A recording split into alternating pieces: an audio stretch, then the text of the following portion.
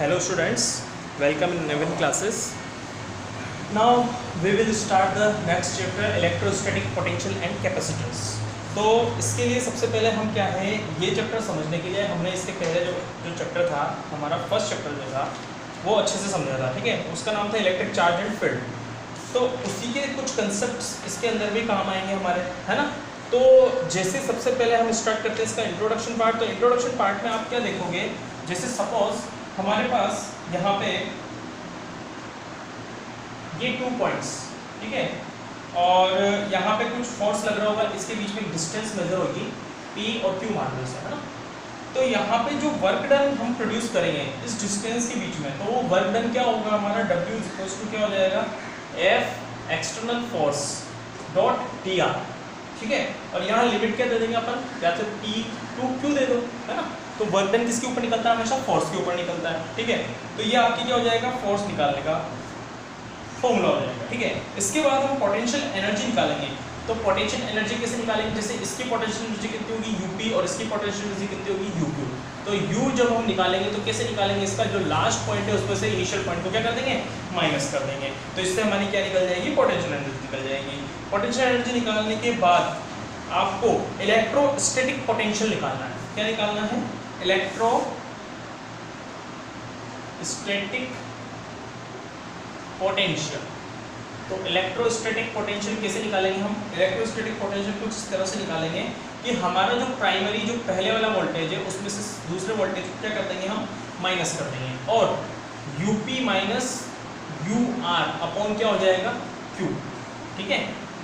तो ये external force जब हम निकालेंगे तो वो इस तरह से हम उसको कैलकुलेट करेंगे, ठीक है। इसके बाद हमारा जो टॉपिक आता है वो है ड्यू टू पॉइंट चार्ज। अब हम पोटेंशियल निकालेंगे ड्यू टू पॉइंट चार्ज। तो पॉइंट चार्ज का जो हमारा पोटेंशियल होगा वो क्या होगा, वो हमें डायरेक्टली याद रखना पड़ेगा, VR = Q/4πε0r, ठीक है, ε0r। और ε0 की वैल्यू हम जानते हैं कितनी होती है, ε0 की वैल्यू वो होती है 8.85 × 10⁻12, ठीक है। इसके बाद हम बात करते हैं next potential due to electric dipole. तो इलेक्ट्रिक जो डाइपोल होते हैं उनके अंदर हमें कैलकुलेशन करनी है इलेक्ट्रिक डाइपोल की। तो किस तरह से करेंगे वो देखते हैं हम। हमारा जो नेक्स्ट टॉपिक है वो है आपका potential due to electric dipole.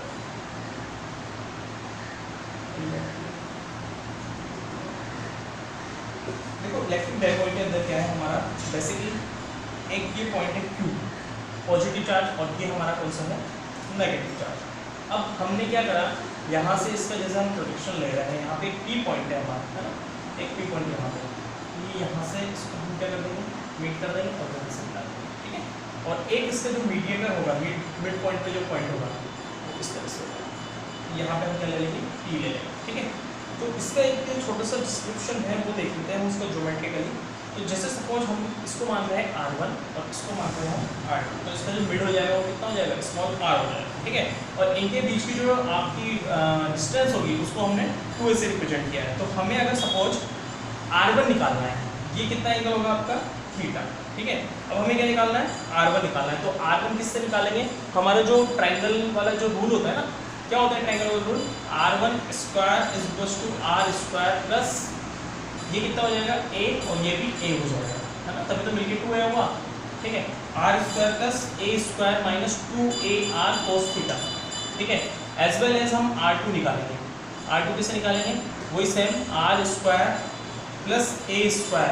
अब इसमें क्या आ जाएगा, प्लस में आ जाएगा 2AR cos थीटा, ठीक है। तो इस तरह से हमें R की वैल्यू यहाँ पे कैलकुलेट हो जाएगी, और हमारा जो टोटल पोटेंशियल है V वो क्या निकल जाएगा, 1/4πε0 PR/r²। ये हमारा वेक्टर रेडियस है। इसके बाद हम आते हैं सिस्टम ऑफ, इसके चार्जेस क्या क्या होते हैं, potential due to system of charges. तो चार्जेस निकालने के लिए हम जानते हैं हमें किसकी हेल्प चाहिए, वोल्टेज की हेल्प चाहिए, है ना। तो चार्जेस निकालने के लिए हम किसकी हेल्प लेंगे, वोल्टेज की लेंगे। तो उसका फॉर्मूला आपका होगा 1/4πε0 Q/R।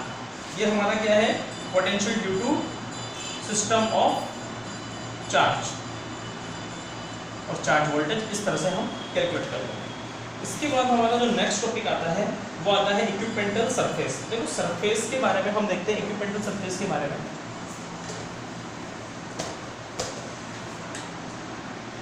देखिए इक्विपमेंटल सरफेस,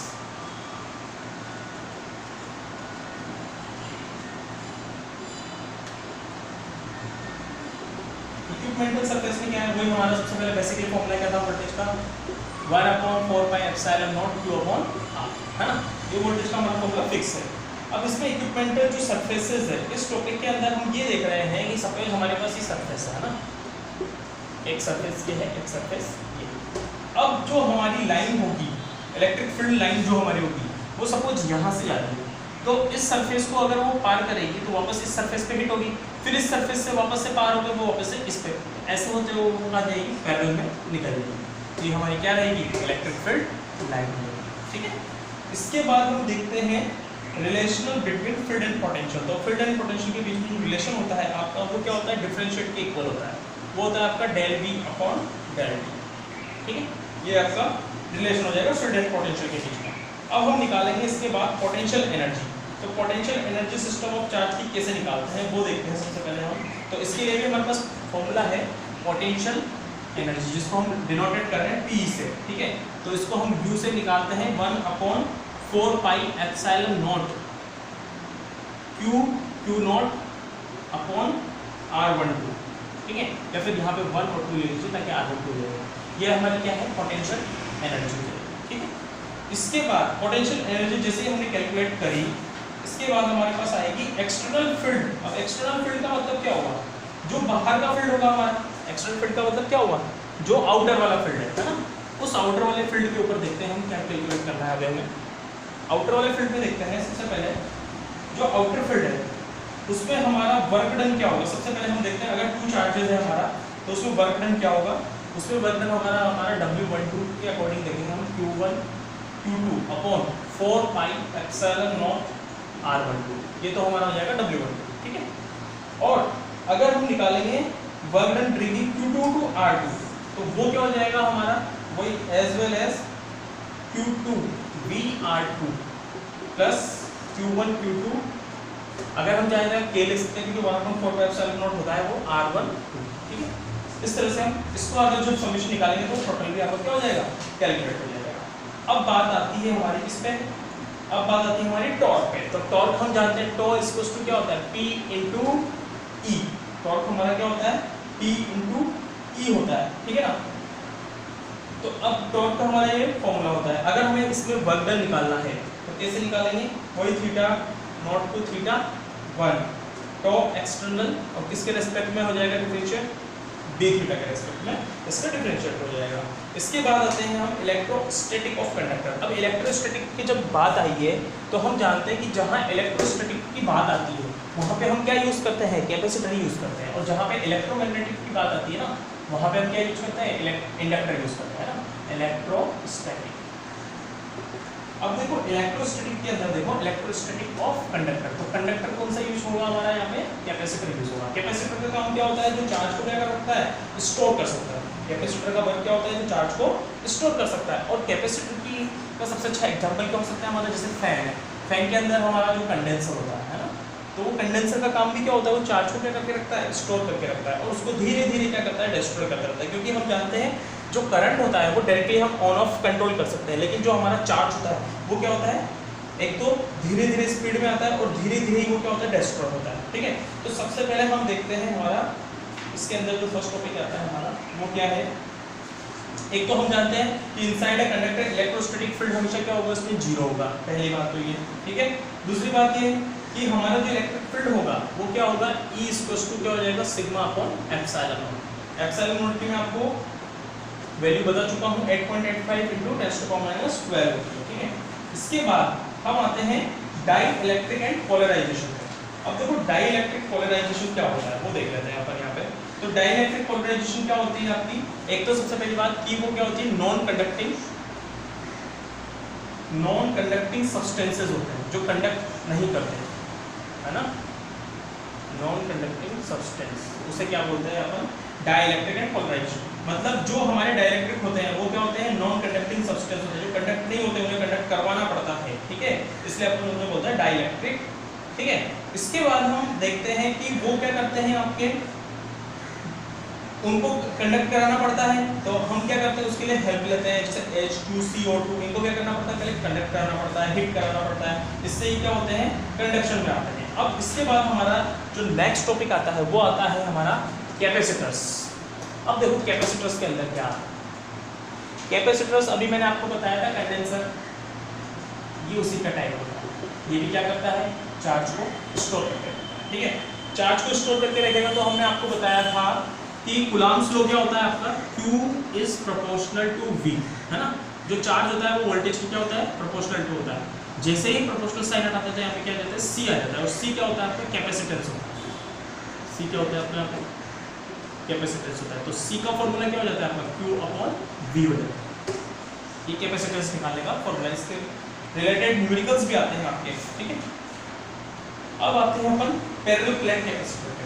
पैरेलल प्लेट नाम समझ में आ रहा होगा आपको, दो प्लेट होगी, है ना, ऊपर नीचे, एक प्लेट होगी आपकी कहीं की पॉजिटिव और दूसरी प्लेट कहीं की होगी आपकी नेगेटिव।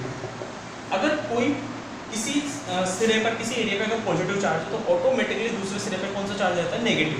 तो अगर दोनों चार्ज अपोजिट हैं तभी वो क्या करेंगे, कैपेसिटेंस, मतलब वो तभी क्या करेंगे, वर्किंग प्रोसेस में आएंगे, ठीक है ना। तो पैरेलल प्लेट कैपेसिटर इस तरह की होती है और इनके बीच की डिस्टेंस होती है उसे हम किससे डिनोट करते हैं, स्मॉल d से डिनोट करते हैं, ठीक है। इसके बाद इसका जो फॉर्मूला होता है कैपेसिटेंस निकालने का वो क्या हो जाता है आपका, C = Q/V। यहाँ पे ε0A/d हम लिख सकते हैं, ठीक है, ε0A/d, इससे रिलेटेड भी न्यूमेरिकल आता है आपका, ठीक है। इसके बाद डाइइलेक्ट्रिक ऑन कैपेसिटेंस कैसे निकालते हैं, वो निकालते हैं अपन E0 से σ/ε0, ये है डाइइलेक्ट्रिक इफेक्ट, ठीक है, σ/ε0। और इसमें एक चीज और होती है डाइइलेक्ट्रिक कांस्टेंट, उसका फॉर्मूला होता है आपका K = C/C0, ठीक है, ये डाइइलेक्ट्रिक कांस्टेंट होता है, ये भी न्यूमेरिकल से रिलेटेड है आपका। इसके बाद आता है कॉम्बिनेशन। अब अपन कैपेसिटर्स को क्या करेंगे, कॉम्बिनेशन करेंगे, वो देखते हैं अपन ध्यान से यहाँ पे।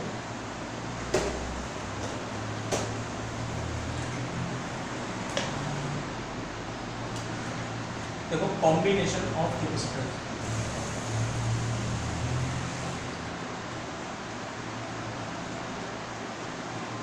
जो कॉम्बिनेशन ऑफ कैपेसिटर है वो हम जानते हैं कितने टाइप्स का होगा। तो पहला होगा सीरीज, ठीक है, तो सीरीज में हम क्या कर रहे हैं, कैपेसिटर्स को कनेक्टेड कर रहे हैं। बस इसमें ये ध्यान रखना है हमें कि जो हमने रेजिस्टेंस का जो कॉम्बिनेशन रीड किया था उसका जस्ट अपोजिट होता है ना। तो इसमें क्या होगा, इसमें हमें किसकी हेल्प लेनी पड़ेगी, हमारी हेल्प लेनी पड़ेगी हमें। हम जानते हैं कूलम्ब का लॉज क्या होता है, Q = V, है ना, तो Q = क्या हो जाता है हमारा CV, ठीक है, तो V = कितना हो जाएगा हमारा, Q/C, वोल्टेज की हेल्प लेंगे बस, ठीक है।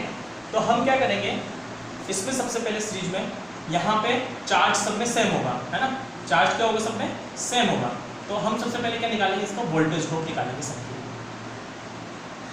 ये C1 C2 C3 C4, ये B3 और ये B, यहाँ से Q आ जाएगा आपका सब में सेम, ठीक है। अब क्या करेंगे अपन, सबसे पहले निकालेंगे V1, क्या हो जाएगा वोल्टेज अक्रॉस कैपेसिटर होगा Q/C1, ठीक है। फिर निकालेंगे अपन V2 Q/C2, अगेन C3 का निकालेंगे तो V3 Q/C3। अब टोटल वोल्टेज निकालेंगे तो क्या निकलेगा, VT वो क्या होगा आपका Q/CT। अब हम जानते हैं जो टोटल वोल्टेज आपका VT वो होगा V1 + V2 + V3 के इक्वल, है ना। तो ये क्या हो जाएगा, Q/CT = Q/C1 + Q/C2 + Q/CT। जैसे ही हम इसमें कॉमन लेंगे तो क्या कॉमन आएगा आपका, Q 1/C1 + 1/C2 + 1/C3। Q से Q क्या हो जाएगा, कट, देन 1/CT = क्या हो जाएगा आपका 1/C1 + 1/C2 1/C। ये इससे रिलेटेड स्टूडेंट्स आपके न्यूमेरिकल्स आते हैं, ठीक है, और ये वाला फॉर्मूला इंपॉर्टेंट। ये कहीं का आपका सीरीज का। अब हम किसका फाइंड आउट करेंगे, इसके बाद हम फाइंड आउट करेंगे पैरेलल का। देखो पैरेलल क्या कहते हैं,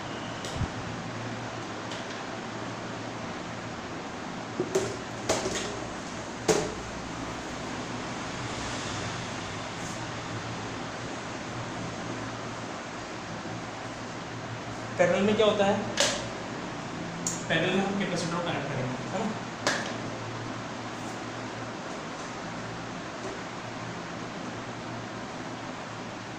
ये पैरेलल कैपेसिटर है, ठीक है। तो ये क्या हो जाएगा आपका C1 C2 C3, ठीक है।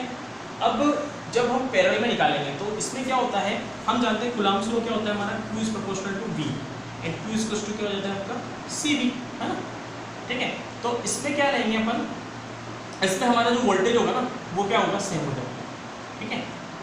और चार्जेस क्या निकलेंगे इसके अलग अलग निकलेंगे। तो सबसे पहले हम निकालेंगे Q1 क्या निकलेगा हमारा C1V, Q2 क्या निकलेगा हमारा C2V और Q3 क्या निकलेगा हमारा C3।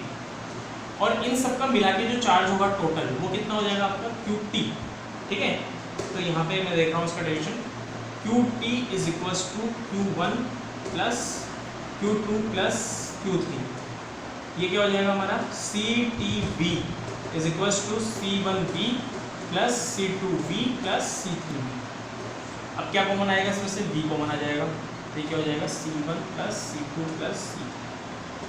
और यहाँ पे क्या आ जाएगा CTV, V से V क्या हो जाएगा आपका कैंसिल आउट, तो CT इक्वल्स टू क्या हो जाएगा आपका C1 plus C2 plus C3। इस तरह से आपका डेरिवेशन क्या होता है कंप्लीट होता है, ठीक है। ये पैरेलल कॉम्बिनेशन होता है कैपेसिटर। इसके बाद हम आते हैं कितनी एनर्जी स्टोर हो सकती है कैपेसिटर में, तो उसको कैसे कैलकुलेट करेंगे वो देख लेते हैं अपन। तो उसके लिए मैं आपको बताता हूँ energy store in the capacitor. देखिए आप,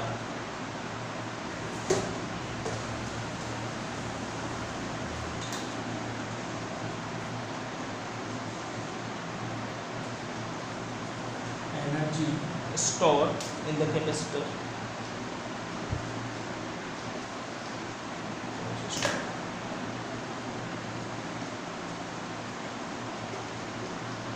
इन C मतलब कैपेसिटर। देखो एनर्जी स्टोर कैपेसिटर के अंदर मैं आपको बता देता हूँ, इसका फॉर्मूला होता है W। क्या होता है W, Q²/2C। अब देखो Q की वैल्यू हम जानते हैं क्या होती है चार्ज की, CV, है ना। तो यहाँ पे C² V² आ जाएगा अपॉन 2V। तो C से C क्या हो जाएगा आपका कैंसिल आउट हो जाएगा, तो क्या बचा हाफ CV²। ये क्या है आपकी energy stored in the capacitor, ठीक है। और इससे रिलेटेड भी न्यूमेरिकल्स आते हैं आपको। इसके बाद आपका आता है नेक्स्ट टॉपिक, इसका नाम है when day graph generator. When day graph generator देख लेते हैं यहाँ पे, इसका एक डायग्राम होता है आपका, वो देख लेते हैं सबसे पहले। इसमें क्या होती है, 2 पुलीज होती है, ठीक है। इस 2 पुलीज पे क्या होती है, एक बेल्ट लगी होती है। इस बेल्ट से क्या होती है कि एक ड्राइवर पुली हो जाएगी, एक आपकी क्या हो जाएगी ड्रिवन पुली हो जाएगी। मतलब एक जो आपकी चलाने वाली और एक चलने वाली, है ना, उसे अपन बोलते हैं ड्राइवर और ड्रिवन। ये आपकी इस तरह से 2 पुलीज हैं, जिसे अपन इसे क्या बोलते हैं पुली, ठीक है। और यहाँ पे क्या रहेगा आपका चार्जेस रहेगा प्लस, और यहाँ पे इस प्लस की वजह से यहाँ पे प्लस चार्ज हो जाएगा, जो कि क्या होता रहेगा बार बार ट्रांसफर होता रहेगा, ठीक है। यहाँ पे भी प्लस चार्जेस हो जाएगा क्योंकि बेल्ट क्या करेगी, इसे ट्रांसफर कर देगी, इसे हम पुली बोलते हैं। तो वेन डे ग्राफ जनरेटर के अंदर आप देखिए क्या होता है, ये एक मशीन है जो हाई वोल्टेज को क्या करती है, बिल्डअप करती है, ठीक है। और कहाँ तक करती है, मिलियन वोल्टेज तक। देखो बहुत इंपॉर्टेंट है, वेन डे ग्राफ जनरेटर एक ऐसा जनरेटर है जो हाई वोल्टेज को जनरेट करता है एट मिलियन वोल्टेज तक, ठीक है। तो जब भी हमें इंडस्ट्रियल पर्पज के लिए मिलियन वोल्टेज की जरूरत होगी तो हम वेन डे ग्राफ जनरेटर का यूज करेंगे। और इसका यूज हम करते हैं accelerate charged particles. Charge particle कौन कौन से होते हैं हमारे, इलेक्ट्रॉन, प्रोटॉन और आयंस, जिनको हम हाई एनर्जी नीड होती है, उनका हम क्या करते हैं, स्केल स्ट्रक्चर ऑफ मैटर करते हैं। इस प्रिंसिपल का यूज करते हैं हम किसके अंदर, वेन डे ग्राफ जनरेटर के अंदर। तो एक बात हमें यहाँ पे समझ में आई है कि हम क्या करते हैं, जब भी हमें हाई वोल्टेज बिल्डअप करना होगा तो हम किसकी हेल्प लेंगे, वेन डे ग्राफ जनरेटर की हम यहाँ पे हेल्प लेंगे, ठीक है। तो वेन डे ग्राफ जनरेटर का यूज कहीं के लिए हुआ, हायर वोल्टेज को जनरेट करने के लिए। इसके अंदर क्या क्या होगा आपके, मैंने अभी एक और बता देता हूँ आपको। एक तो इसके अंदर पुली होगी, इस पुली से क्या होगा, जो वोल्टेज है आपका, जो चार्जेस है वो आपका क्या होता जाएगा, जनरेट होता जाएगा। यहाँ पे एक मेटल ब्रश भी होता है, ये जो मेटल ब्रश होता है ना वो यहाँ से टचिंग में रहता है, किससे, इस पुली से, ठीक है, ड्राइवर पुली से। अब ये इससे टचिंग में रहेगा, ठीक है, ये क्या होगी, रोटेट होना स्टार्ट होगी। तो तो इंसुलेटिंग जो बेल्ट है वो क्या करेगी, चार्जेस को क्या करेगी, डिलीवर करेगी। देखो ये चार्जेस यहाँ से लेके यहाँ तक क्या हो रहा है, आपका डिलीवर हो रहा है, ठीक है। चार्जेस यहाँ से लेके यहाँ तक डिलीवर होती जाएगी और ये क्या करेगा, एक सपोर्टिंग कॉलम है, ये इसको सपोर्ट कर रहा है, ठीक है। और मोटर ड्रिवन पुली भी क्या करेगी, वापस से यहाँ से चार्जेस को ले जाएगी और इस बेल्ट इस पुली तक वापस लाएगी। तो ये ड्राइवर है और ये ड्रिवन है, ठीक है।